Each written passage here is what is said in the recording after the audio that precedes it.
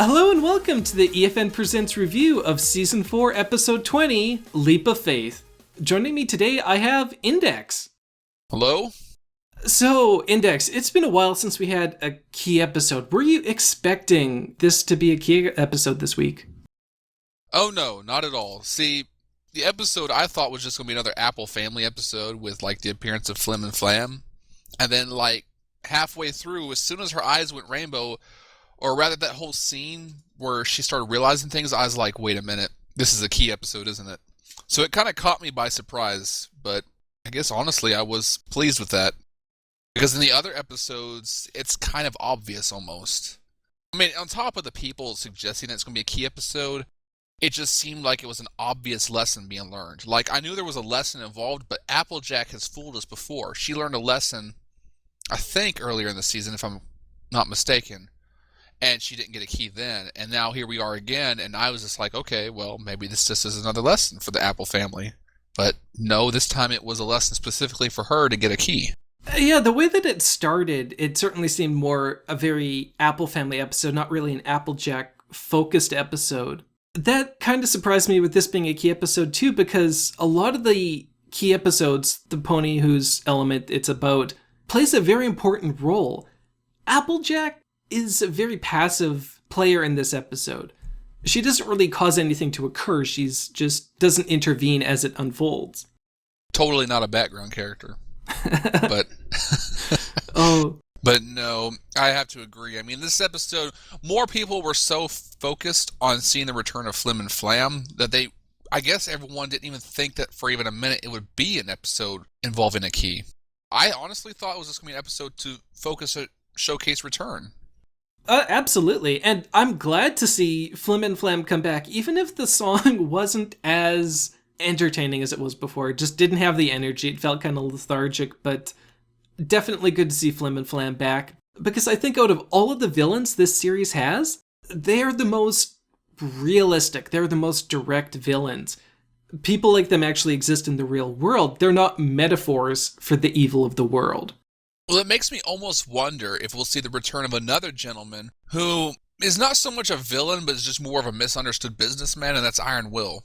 I mean, we've already seen Flim and Flam come back now, and we've seen Trixie come back before as well. Does this mean Gilda and Iron Will might come back in the future? I don't know. I would be happy to see them come back. Of course, preferably Iron Will more than Gilda, but that's just me. But yeah, you're right. I mean, it's a very realistic thing you have to deal with. I mean, false marketing, believing things that really aren't true. It's kind of a real thing. Well, that's definitely true, and there's lots of little examples in this episode of cautionary tales or logical fallacies to watch out for. First and foremost, caveat emptor, buyer beware. If somebody's making claims, make sure you look into them before you buy anything. With Granny Smith, post hoc ergo propter hoc. Just because she took the tonic and felt better afterwards doesn't mean the tonic is responsible for that. And also that anecdotes aren't data. Just because a product has testimonials doesn't mean that there's any truth to them. It never hurts to educate people on how to protect themselves. So it's nice to see a healthy dose of skepticism in this episode. They did change the characters this time around, didn't they? Because they weren't cheating people last time. It was just a really bad deal for the Apple family. But they're called the Flim Flam brothers. Here they're the classic snake oil salesmen. Yeah, those classic Western reference right there of the whole, we've got this tonic that'll cure you, but it's really just straight up whiskey. Yeah. Well, it's anybody you expect peddling a panacea would be the Flim Flam brothers. Do you think that change in their character really factors into how the episode's supposed to play out, where they were actually peddling a legitimate product the last time we saw them? So despite the fact that we may not necessarily trust them, we don't have any reason to believe that they're being dishonest this time around. I think mostly what we're just looking at is businessmen who are trying to do whatever they can to make some profit, even if it means kind of twisting truth a little bit. I mean, yes, when they mention the whole fact that, yes, it doesn't really cure anything, but it does boost morale and make people think that they can do things, it's kind of a good background motive, but for the most part, to sell your product for one huge label that really it never works for, it just seems kind of wrong. I guess it just depends on the way you do business. And from what I see mostly here, it's mostly characters who aren't so much villains as they are just those typical businessmen who are going to do whatever they can to make some profit, even if it means they have to be sour about it or something like that. I don't know. That's just how I see it. Well, the confrontation that they have with Applejack when it's discovered that Silver Shield was the plant in the audience, that was one of the more surprising parts of this episode because they actually make some good arguments. It comes down to one of the lessons of the episode. Is it wrong to sell false hope because of the placebo effect?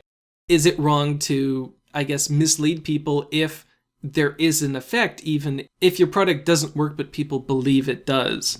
It's true. I mean, for the most part, them taking the product of another individual who felt wrong about doing it in the first place but was never sure, and them selling it in his name and having him play an act and to try to, I guess, fool people into thinking that it would work. It's one thing to lie about your product, to sell it to individuals, to convince them that they can do things that they otherwise thought that they had lost the ability to do. But it's almost like you're promoting some people to do things that can end up being life-threatening for their old age, too. So it's kind of like, yes, it's one part is good, but the second part is bad because there could be individuals who could get killed for making a stupid decision thinking that the product will actually cure them, when in reality it only cured their mentality of this situation. You've got to reach a point in your life where you realize there's just some things you can't do anymore. Does this mean you give up your hope that you can do everything? No. It's just there's a reality factor to this that has to play in too. And it was a good argument that they used, but pertaining to some of the people you saw in the crowd, like some people were in in wheelchairs like that. I mean, for all we know, there could be somebody who's paralyzed in there. I mean, you can't really convince somebody that they're not paralyzed with the tonic. So, I mean, there's only so much it could do at some point, I guess. I don't know. Maybe I'm reading in too deep to this. Well, clearly there's the case where people are actually ill, but I like that gray area with Granny Smith where she is able to do those things, she only feels that she can't. And it's that gray area that adds a lot of the conflict to the story for Applejack, and for that reason, I love the fact that they really put Granny Smith front and center in this episode. It works beautifully against Applejack's character in terms of playing on her feelings for her family, and why she would be dishonest in the first place. That's one of the tricky elements of setting up these key episodes, is creating a believable scenario where the characters would go against their element, and have good reasons for doing so. And honesty is one of the elements I wasn't sure how they were going to set up. You need to balance the consequences for not being honest with the justification or the motivation for being dishonest in the first place. And for Applejack, it's causing harm by endorsing a product she doesn't know works, but why would she do that in the first place? It comes back to Granny Smith. And I like that seed is really planted by the Flim Flam brothers. There's this great parallel between Flim and Flam and Surrey from Rarity Takes Manhattan. You even have Silver Shield and Coco Pamel, right? Flim and Flam embody dishonesty, and it's a great scene because they're pouring pestilence into Applejack's ear, while they're pouring the apples into the tonic bottles. It's a wonderfully unexpected moment in the episode where Applejack is chasing Silver Shield down, and you have this dramatic scene that ends in a very calm discussion where the Flim Flam brothers end up convincing Applejack that what they're doing is better than what she wants to do. What it came down to, and what I've noticed, is it's a conflict of morality. You want to be honest because you know it's the right thing to do, but you also don't want it to take away from the happiness of somebody you care deeply for. So it became a very inner conflict for her, the whole episode. And it's a very real thing for people in reality, too. So this episode, the lesson to me seemed a lot deeper than most lessons we go through. Well, that the show has gone through, rather. Well, it felt like the laughter episode. It felt like Pinky Pride because it's a little less direct in terms of, well, how does honesty hurt or harm others? It's not just, why is honesty good? I definitely think that the lessons that this episode revolves around needed to have, a bit more gravity to them, because while we've seen a lot of examples of Applejack being honest, or we've seen why trust is important. You don't break a friend's trust. A lot of the lessons in the episodes haven't had the consequences of actively bringing harm to others. Whereas with the key episodes, it's you're hurting the people around you by not embodying the element. In Applejack's case, it's her honesty leads people to trust her. So when she is dishonest, people not only believe what she's saying, they don't even question what it is. Like the ponies say, the fact that Applejack says that she endorses it is good enough for them, and they start handing over their money. So not only is it hurting them financially, but it's taking time and effort away from actual solutions for the problems that they're facing. That just, to me, shows that a lot of people really trust her. She's worked really hard at earning the trust of the town and the community. And I guess I can see that if she thinks something's all right, then everyone's going to believe it immediately because, she lives by honesty. It's an interesting little catch-22. The easiest way to lie to somebody is to always tell the truth. But Applejack, being so trustworthy, almost has an obligation to be truthful because, like we see in this episode, that implicit trust is overriding any natural suspicions that they may have about a product they don't think works. That's why they start advertising it as being endorsed by Applejack, because she has that trust, that people can put in her that obviously Flim and Flam don't have. Coming down to the whole honesty and everything, what gets me is at the end of the episode when she finally comes out with the truth and tells everything, what surprises me is that nobody seems to take it negatively. They almost take it like, oh, well, it doesn't really matter if it's not real or something like that. And, in reality, if someone did that, it'd be completely negative and different. People were like, you mean I've been lied to this whole time? And things like that. So I kind of feel like it wasn't realistic on the lesson than that part learned. However, I do understand the concept behind it. I think part of the response that people have to Applejack's line comes down to it just being a show. Also, she isn't the one that sold the product, and technically what she said was true. It seemed to work for Granny Smith. And part of it just comes down to understanding that people make mistakes. And I think that ties in really well with Silvershill's character in this episode. Silvershill and Coco Pamel, I think, are my two favorite new characters from the key episodes. They're almost kindred spirits. With Suri and the Flim Flam brothers, they're not the kind to see someone acting nobly and think, maybe there's another path. They're the kind that would witness that act and see a weakness that they could exploit. With Coco and Silvershill, they're not inherently bad people, they're just on the wrong path. A lot of morality is learned, and these two have unfortunately fallen in with the wrong crowd. There's a tragedy to them. You can't really blame Silvershill when even Applejack gets swayed by what the Flim Flam brothers have to say. And both Applejack and Silvershill got used by them. And that's why I really like that the key from this episode is that bit, the first bit that Silvershill made by hawking the tonic. It very directly represents the allure of misleading people and how easy it is to fall into that path. And that misleading people comes with a price, whether it is monetary from the people that are being misled, or even the price just being damage to your own reputation and character by breaking an implicit trust that people have in you. It was nice to see the return of Flim and Flam, though, don't get me wrong, or getting back on that, I guess.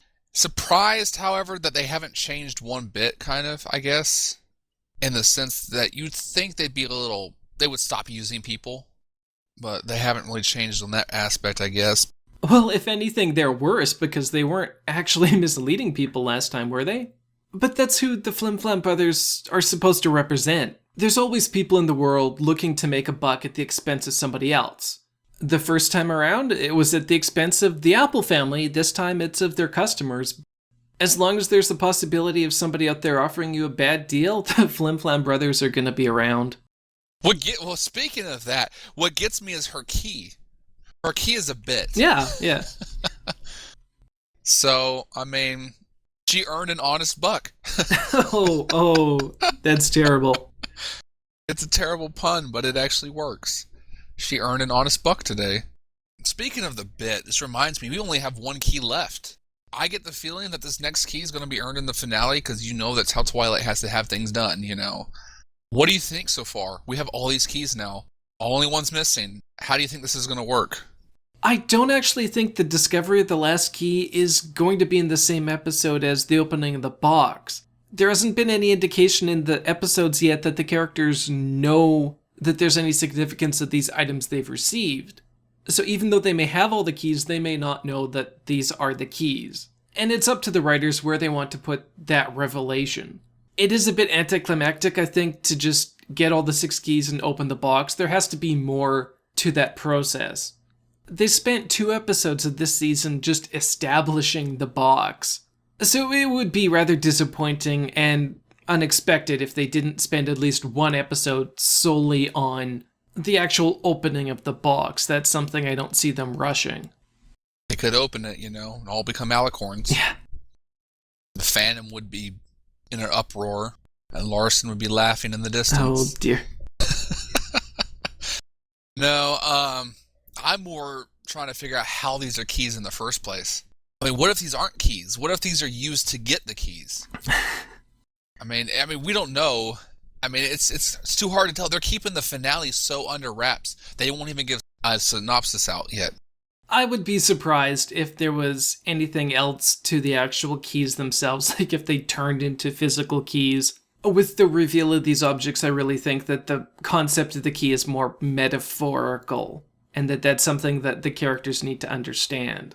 There usually isn't much deadweight in the show, and I think a very literal interpretation almost classifies as deadweight. I think that they would more typically spend that time in some sort of lesson. If it is the elements that open the box, the key to those elements is understanding why the elements are important, and that importance is embodied in the artifacts of the people whose lives they've changed. That change is represented by those items. What also gets me is how before they learn their lesson, they get a rainbow flash across their eyes. Now, is this really going to lead up to the Rainbow Rocks situation? I don't know. I would be surprised if it didn't, or at least the rainbow power that we've seen everything be marketed under lately. I mean, this could lead up to that. I mean, Lord forbid they have rainbow-colored streaks in their manes for the next several seasons. Well, that raises the question of what you think they're going to do with the seasons coming after this. That is a good question, but I mean, I don't know. I'm scared to know kind of sometimes because I know that no matter what they do, these are still going to be the characters that I love, and it's still going to be an amazing show, but it almost makes you wonder, are they going to take it too far? Because you know that a lot of this is based around marketing and toys and things like that, and they're going to have to create new things to sell. They do, but I think that the writers have shown that they are capable of delivering under mandates. People go talk about Princess Twilight Sparkle, and I don't think that that ruined the show. It'd be if the Cutie Mark Crusaders ended up with their cutie marks. That's something that you don't want to see for a while, but I don't think it spells the end of the characters. There's still places to go. This is true. We still need to see the Cutie Mark Crusaders get their cutie marks. That still needs to happen. In honesty, I mean, it's going back to what I believe I heard was Lauren Faust's original idea of what she was going to have the series end at was, you know, things like Rainbow Dash joins the Wonderbolts, the CMC gets their cutie marks, Rarity finally gets her shop in Manhattan or something like that, or Twilight, you know, gets the position where she's a princess already. That's already happened. Just to get these big dreams that finally can come true at the end. That would be a nice thing to see eventually in the end, but I don't know. We'll find out, I guess. I get a feeling we haven't seen the last of Chrysalis and the Changelings. And I doubt that we've seen the end of Sombra, the last of him. I mean, they left that little hint in the end, or that could have just been the perspective of the camera with his horn flying off. I don't know. That could have just been a thing, just supposed to be part of debris or something. Or maybe we might see him come back in the future. We don't know. There's a lot of things that they can do in the future. I'm glad they didn't just wrap everything up when they did and left things open for people to come back. Well, they've created some great villains in the show. We've seen what happens with Discord in season 4. They brought him back and he has a different role, but he's still that character and he still has that villain-esque element to him. I think that it would be remiss if they didn't bring at least, you know, Chrysalis and the Changelings back. That could tie into things that you do with the elements going forward. With the season 4 premiere, there was some reactionary concern that by getting rid of the physical elements of Harmony, that they somehow can't do stories involving the character's elements. But I'd argue that season 4 has some of the strongest lessons and best episodes along those lines that we've had in the series. I like that they're showing what happens when, I guess, they're not representing their elements. The consequences of not acting along those lines. Honestly, I think that they could do a season built up around, I don't know if you played the Ultima series, but in Ultima 5, the Warriors of Destiny, there's your character's the Avatar, there's these 8 virtues, and they have kind of a twisted interpretation of those in the land in Ultima 5. I think that it would be interesting to see those elements, not necessarily with the characters, become abused. You could see it very easily with things like generosity, how generosity can be abused. And I think that maybe that might tie in a bit much with things we've already seen, but I think that that would be an interesting theme almost that you could build a season around. Although I don't know what toys you would sell with that. Well, I think that's about it, though. I mean, for today's episode, we're just going to wait and see what's going to happen with the next 6 episodes that are going on. Oh, for sure. Oh, just to point out, Derpy was in this episode. Yeah, she was in the audience at the part where they were going to do the swimming contest. She was in the stadium back there. Yeah. Well, were there any other elements of this show that really stuck out to you? I love the film reel exposition at the beginning. It kind of makes it a bit more entertaining than if Granny Smith was just spewing exposition. Were there any other moments that really kind of stuck out to you? Not that I can think of. I mean, there was a couple of characters that showed up to those crowds and stuff for the music and things like that I was kind of like, different background characters as opposed to the usual.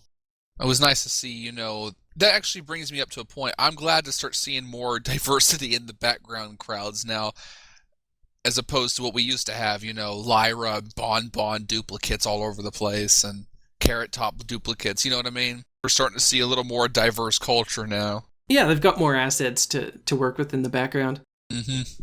That's a nice thing to see now. One scene that really jumped out to me, I loved the nighttime chase around the tents with the Silver Shill, where Applejack and Apple Bloom are trying to chase him down. It was an interesting location. It had a good feel to it that really didn't exist in the rest of the episode. This episode had an interesting tone to it, I think. This is by Josh Haber. It's his third in the series. The first 2 being Castlemania and Simple Ways. And there was a lot of comedic elements in both of those stories. And in this episode, I really didn't see a lot of that. There were a few moments, but by and large, it actually played it fairly straight, more on the dramatic side. And I don't know, some people really like the comedic elements in this story. Do you think this had to be a more serious episode given the situation that Applejack finds herself in?